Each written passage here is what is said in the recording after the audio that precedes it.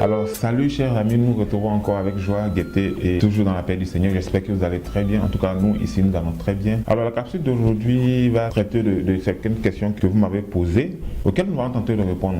Après la vidéo sur la gestion du temps, j'ai fait pas mal de numérations que j'ai partagées avec vous. Et j'ai reçu des questions, des préoccupations que je vais tenter un tant soit peu d'y répondre.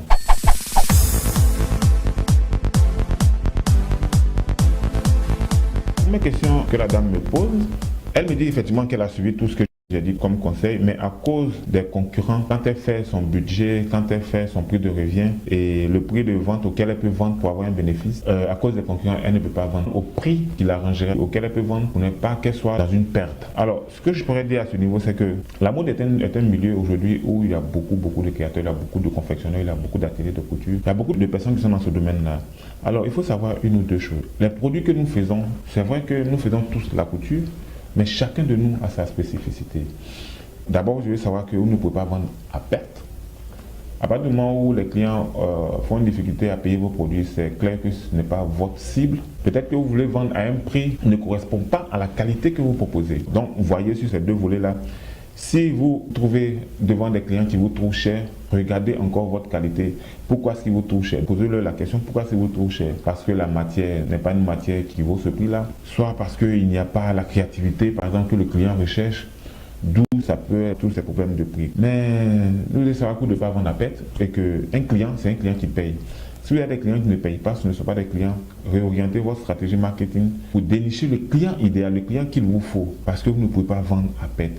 Et je dis que chaque produit a son prix, mais il n'y a pas de non-qualité. On parle de non-qualité quand ce qui doit utiliser ce produit-là n'est pas atteint, que vous atteignez notre cible, ils vont forcément trouver que soit vos produits sont trop chers, ne sont pas forcément la qualité qu'ils attendent.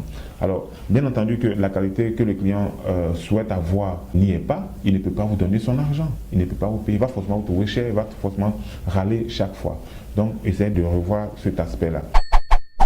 La deuxième question, c'est les concurrents. C'est vrai qu'on a des concurrents, mais chacun de nous a sa spécificité et démarquez toujours de vos concurrents. Le tout n'est pas de vendre moins cher ou de vendre cher.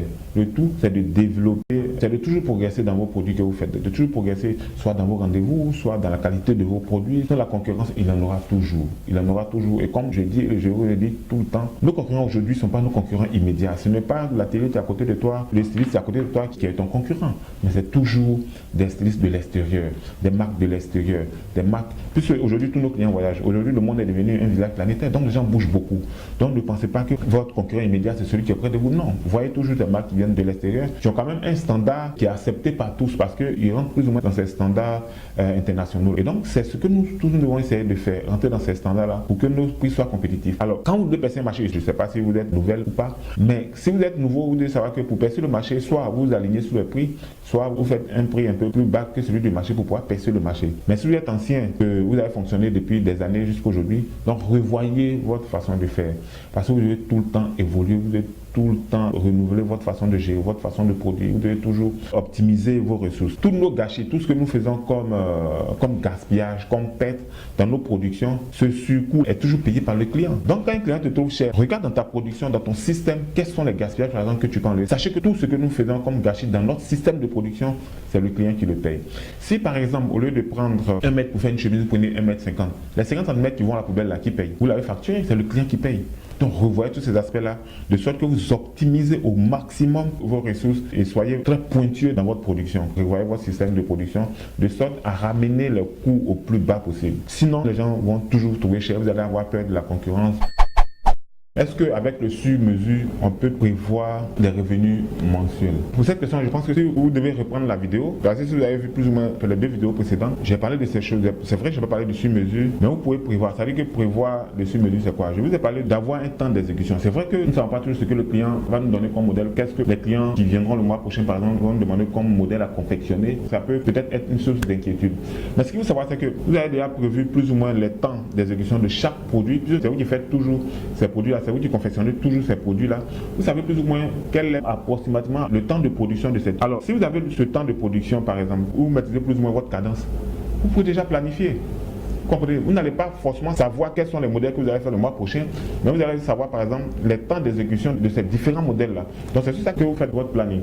Alors quand vous faites ce planning, c'est-à-dire que vous n'allez pas attendre jusqu'à la fin du mois pour faire un point. Quand vous faites votre planning, déjà le 10 du mois, regardez, comprendre si vous êtes sur la bonne voie ou pas, s'il y a des écarts ou pas, qu'est-ce qu'il faut régler, qu'est-ce qu'il ne faut pas régler, et ainsi de suite. Vous n'attendez pas à la fin du mois pour dire que ouais, ce mois on n'a pas pu tenir tout ce que nous avons prévu. Alors donc avec le sur-mesure, on peut prévoir les revenus du mois. On peut prévoir les revenus du mois. Les modèles que vous faites là, c'est les modèles que vous faites habituellement.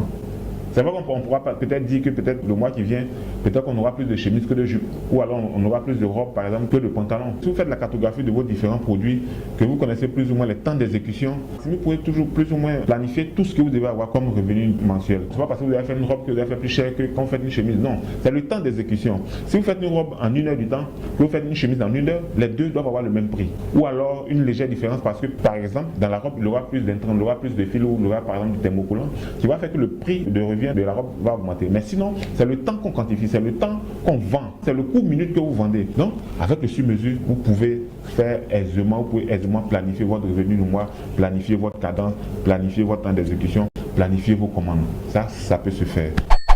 Le plus important de toutes les tâches que nous faisons, c'était l'assemblage. Quand un client rentre chez vous, vous devez d'abord le recevoir, vous devez facturer parce qu'il vous prend du temps. C'est votre temps que vous êtes en train de vendre dans la réception. Si vous le recevez 30 minutes, ce temps est quantifié. Vous allez devoir lâcher le tissu. C'est un coût. Vous allez finir, vous allez revenir, vous allez couper le tissu. C'est un coût, c'est un temps. Quand vous avez fini de couper le tissu, vous allez préparer, ça veut dire que mettre le collant, faire de la broderie, tout ça. Tout ça, c'est un coût.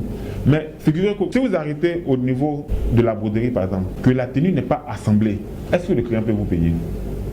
Vous savez bien que non. Évidemment que non, il ne peut pas vous payer. Parce que c'est vrai, vous avez fait tout ce processus-là. Mais si au final, la tenue n'est pas assemblée, n'est pas cousue, remise au client, il ne peut pas vous donner son argent. D'où l'utilité de l'assemblage. C'est l'assemblage qui transforme le tissu, on va dire, miser sur l'assemblage. Tout ce qui est en cours dans nos ateliers, c'est du gaspillage. C'est une perte d'argent énorme. Et ça, je vous le dis, personne ne va venir vous payer un croquis. Personne ne va venir vous payer un tissu qui est coupé. Personne ne va venir payer un tissu qui est brodé. C'est l'assemblage. Quand vous finissez d'assembler, vous avez une tenue portable. C'est en ce moment-là que le client vous donne son argent. Donc, misez sur l'assemblage.